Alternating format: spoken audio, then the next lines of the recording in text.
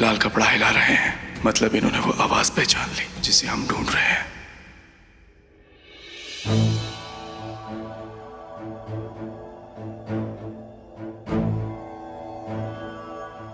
तोरा पुखराज जी ने लाल कपड़े से इशारा कर दिया।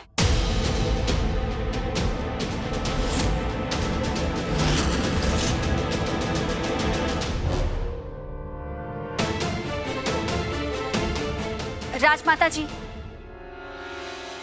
राजकुमारी जी और राजवैद्य जी, आप तीनों को महाराज ने इसी क्षण बुलाया है।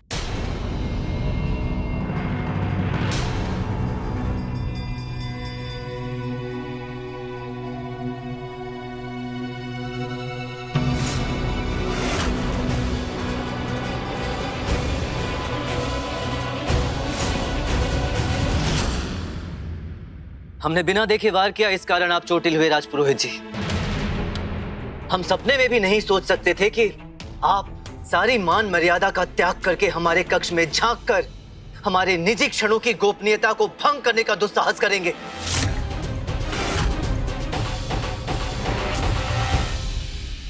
क्षमा करें महाराज, हमसे बहुत बड़ी भूल हुई है। भूल?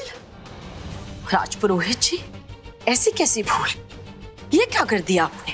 राजमाता जी, हम गणेश पूजन के लिए आ ही रहे थे कि अचानक हमें कुछ सुनाई दिया और पति पत्नी के बाद तो आप कान लगाकर कक्ष के इस और आगे सुनने के लिए जिज्ञासा जाग उठी। एक पति पत्नी के निजी संबंध और बातें सुनने की। छी नहीं रानी तिलोत्तमा जी, हम ठहरे पूजा पाठी व्यक्ति ब्रह्मचर्य का पालन करते हैं। हमारे लिए ये सब सोचना भी महापाप है। परंतु आपने ये पाप किया है राजपुरोहित जी। तिलोत्तमा, हम समझते हैं आप भावुक हैं, पर आप राजपुरोहित जी से ऐसे बात नहीं कर सकते। क्षमा कीजिएगा राजमाता जी, अब ऐसा लगा कि किसी ने हमारी अखंडता को भंग करने का प्रयास किया है, परंतु आप कह रही हैं कि हम चुप रहे तो ठीक है, हम चुप रहेंगे। और वैसे भी हम रानी तो महावीर जी से विवाह करने के बाद ही तो बने हैं। मैं तो केवल एक दासी ही ना।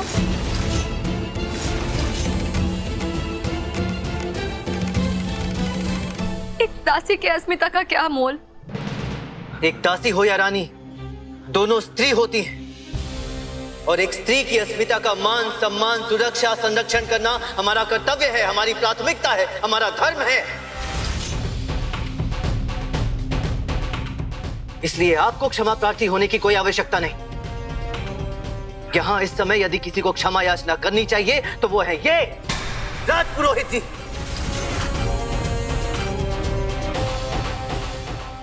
पुखराज, आपने अभी लाल कपड़ा हवा में लहरा कर संकेत दिया था, तो उसका मतलब यह है कि आप उस इंसान की वाणी को पहचान गए। आप बता सकते हो कौन है? जी, हम अब भी भूले नहीं हैं राजपुरोहित जी कि कुछ समय पूर्व तक आपकी निष्ठा राज परिवार के प्रति नहीं अपितु राजद्रोही सम्राट सिंह के प्रति थी।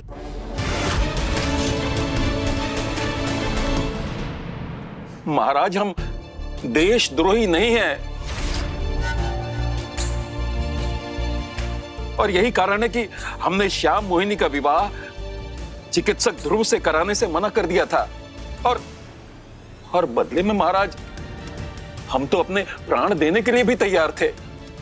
राजपुरोहित जी, आपके एक सही से दूसरा गलत सही सिद्ध नहीं हो जाता।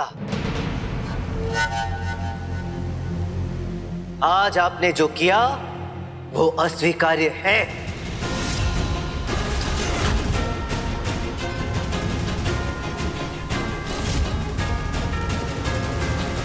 पुखराज, कब सुनी वो आवाज आपने? अभी कुछ क्षण पहले। आप मुझे सोचकर बता सकते हैं कि उस स्त्री ने क्या कहा था? तथ्य ये है कि आप हमारे भाई जी और भाभी के कक्ष की खिड़की के बाहर खड़े पाए गए थे। अब यदि कोई और होता तो उसे अभी इसी क्षण आरोपी घोषित कर दिया जाता, परंतु आप हमारे राज्य के राज पुरोहित हैं। आपके चरित्र और आपकी निष्ठा पर संदेह नहीं है। इसीलिए आपके स्पष्टीकरण को सुनवाई का एक अवसर तो दिया जाएगा।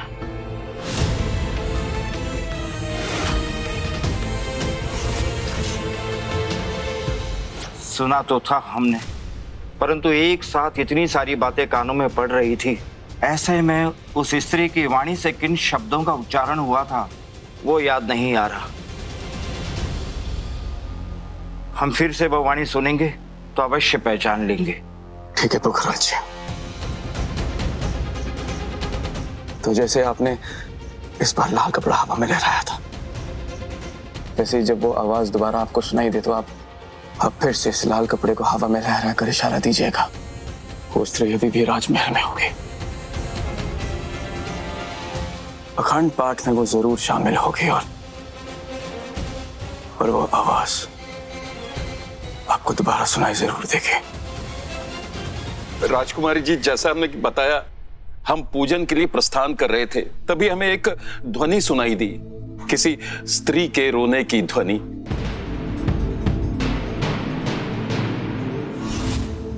हम उस ध्वनि के पीछे पीछे चलते गए और जैसे ही हम महाराज के कक्ष के खिड़की के समीप पहुंचे, वो ध्वनि बंद हो गई। अभी हम इधर उधर देख ही रहे थे कि वो ध्वनि किसकी थी, कहां से आ रही थी, कि हमारी दृष्टि गलती से बोलिए राजपुरोहित जी। और गलती से महाराज के कक्ष के अंदर चली गई और हमने देखा कि रानी तिलोत्तमा जी और महाराज जी आलिंगन में है।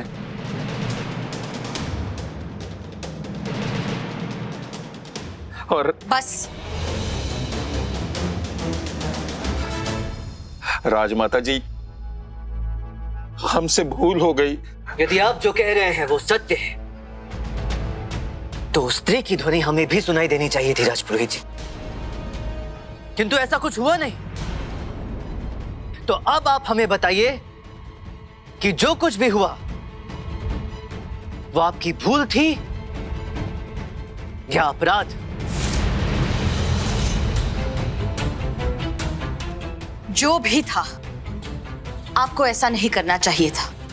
जानबूझकर किया गया हो या भूल से, दंड तो आपको मिलेगा।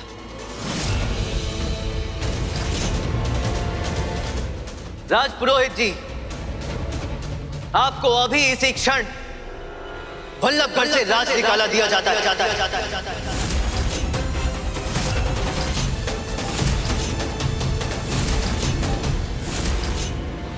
आपको इस राज्य को छोड़कर जाना होगा। महाराज, हम कुछ भी नहीं सुनेंगे।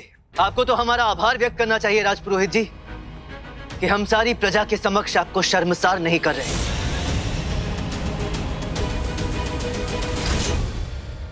अभी इसी क्षण इस राज्य को छोड़कर चले जाइए अथवा आजीवन कारावास के लिए तैयार रहिए।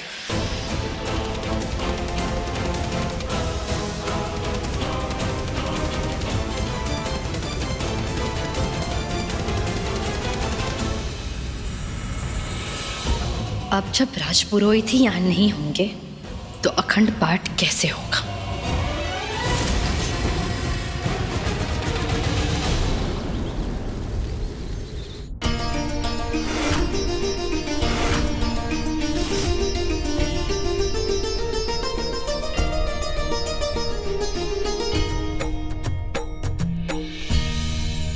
हमें पूजन में आने में विलंब हुआ, उसके लिए क्षमा चाहते हैं।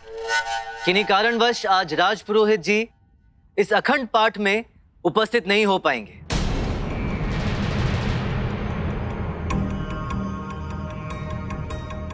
हम सभी जानते हैं ये पूजा एक विशेषज्ञ के मार्गदर्शन में होनी चाहिए, और क्योंकि राजपुरोहित जी हमारे साथ नहीं हैं, इसलिए हम इस अखंड पाठ को रद्द करते हैं।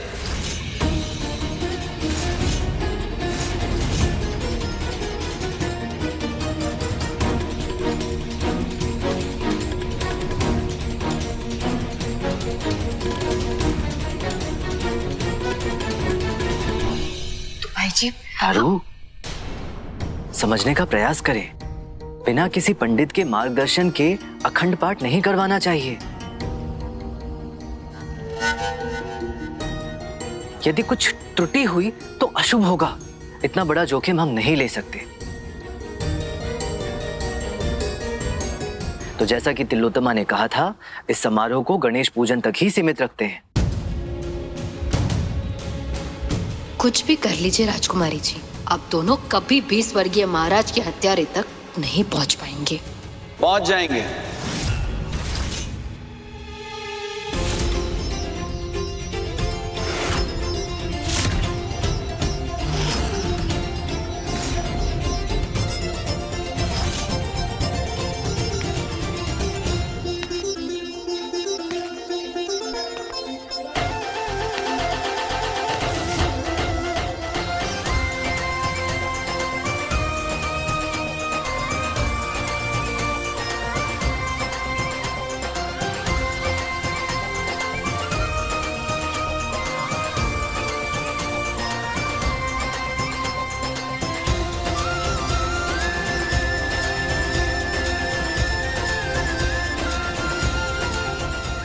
ये व्यक्ति है या रहस्य? क्या इन्होंने हमारे मन की बात सुन ली? कोई सोचता भी है तो हम सुन लेते हैं।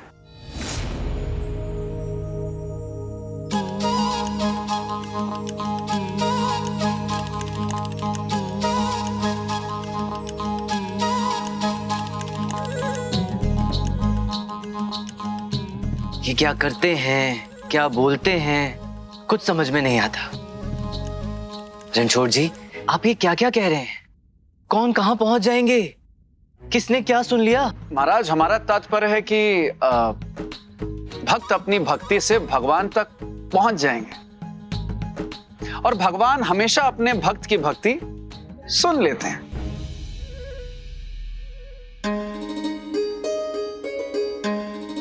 नहीं नहीं, उचित है, किंतु आप ये अचानक क्यों कह रहे हैं? क्यों कह रहे थे? हाँ, याद आया। वो हम इसलिए कह रहे थे महाराज कि बिना पंडित के भी अखंड पाठ संभव है।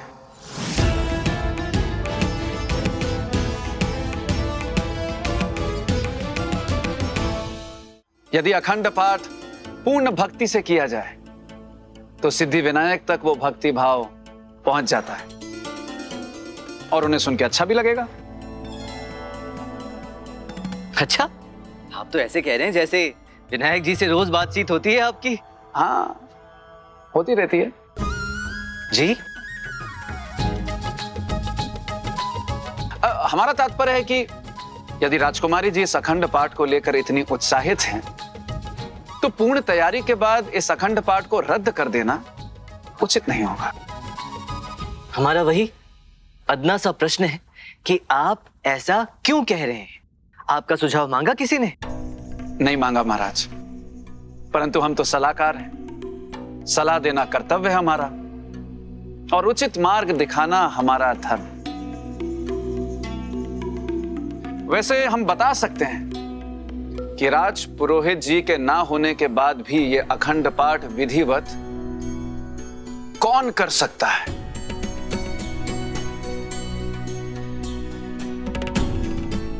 कौन?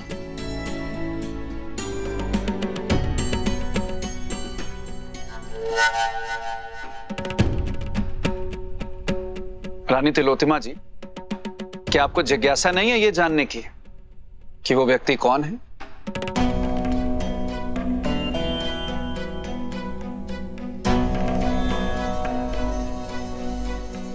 बोलिए बोलिए। रणछोड़ जी, आप तिलोत्तमा के बताने की प्रतीक्षा क्यों कर रहे हैं? आप स्वयं ही बता दीजिए ना कौन। जैसे आज्ञा महाराज। वो हैं आदरणीय राजमाता जी।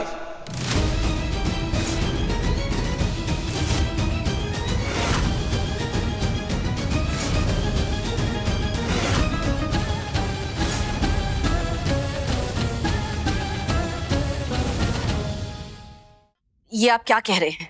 हम अखंड पाठ पूजन कैसे संचालित कर सकते हैं? क्यों नहीं कर सकती? राजदंड के समय आपने सभी ग्रंथ और धर्म पुस्तकाएं कंठस्थ कर ली थी ना?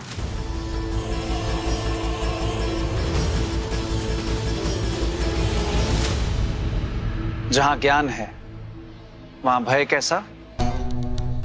आपको कैसे पता कि राजदंड में सारी धर्म पुस्तकाएं हमने कंठस्थ कर ली थी? अभी तो आपने कहा। हमने तो तब कहा जब आपने कहा। हमने कहा, आपने कहा, जाने दीजिए ना।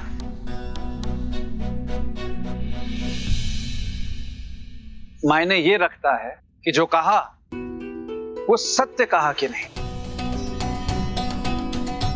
क्यों राजकुमारी जी? जी। तो लीजिए विघ्नहर्ता का नाम और अखंड पाठ प्रारंभ कीजिए।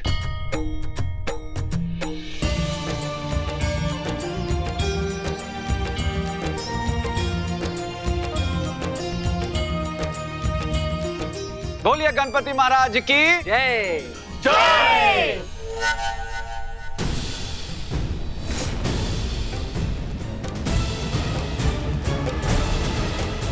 राजमाता यह अखंड पाठ नहीं करवा सकती।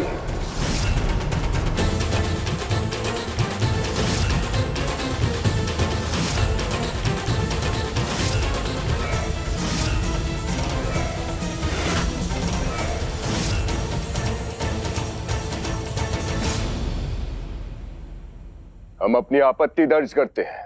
आप किस हक से आपत्ति दर्ज कर रहे हैं? अरे आपको तो यहाँ आने की अनुमति तक नहीं है। स्वयंवर हारे हैं हम, किंतु अभी भी इस राज्य के राज अतिथि हैं। और महावीर जी ने हमें आपके विवाह तक यहीं रुकने के लिए कहा है। आपको तो स्वयं हमें आमंत्रित करना चाहिए था, किंतु कोई बात नहीं, हम स्वयं आ गए। अब आ ही गए हैं तो अपनी आंखों के सामने अधर्म होता हुआ नहीं देख सकते। आपके बिना मांगे आपने अपनी राय दे दी है, तो अब ये बताने का भी कष्ट करें कि विघ्नहर्ता के अखंड पाठ में कैसा अधर्म? अधर्म अखंड पाठ में नहीं है, किंतु राजमाता के संचालन करने में अवश्य है।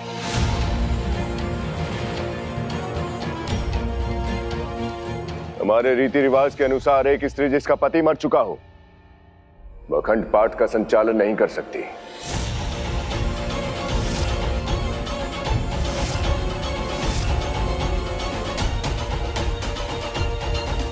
किसने कहा है कि एक विधवा औरत पूजा पाठ नहीं कर सकती?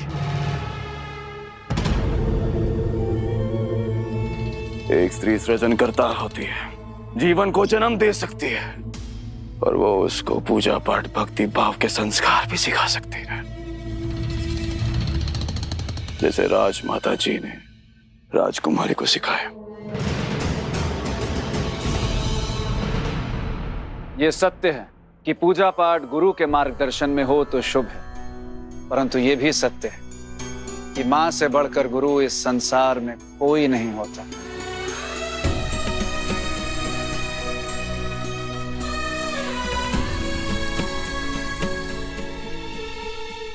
गुरुदाम माता करे ऐसे।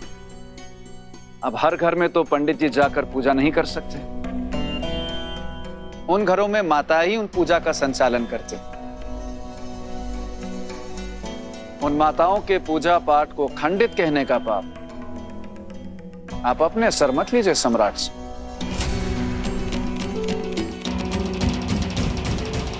और महिलाओं द्वारा किए जाने वाले अखंड पाठ का संचालन एक महिला क्यों नहीं कर सकती?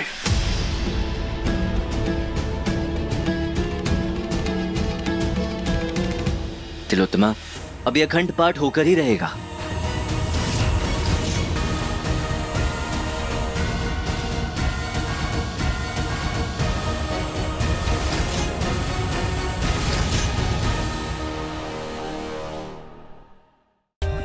For more updates, subscribe to our channel, click the show links and enjoy watching the videos.